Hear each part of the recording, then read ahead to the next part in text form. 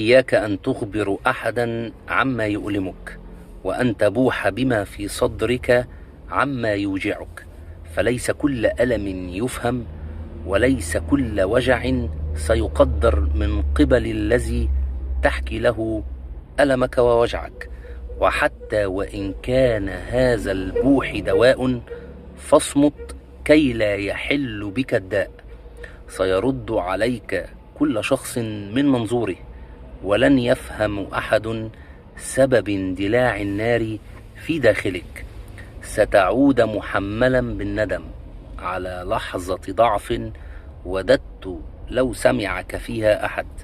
لا أحد سيسمع، ولا أحد سيهتم، ولن يرشدك أحد إلى الصواب إلا ما رحم ربي.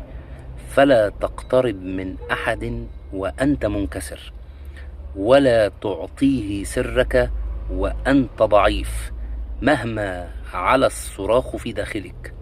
فكر جيدا وتمهل وكن قويا، ومهما غلبك الوجع والفراغ والحاجة إلى أن تتكلم، قاوم نفسك واصمت.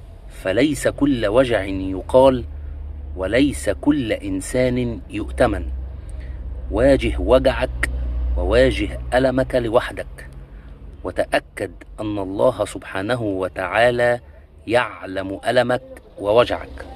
وقريبا ستنقضي هذه الأزمة، ورب العزة سينصفك.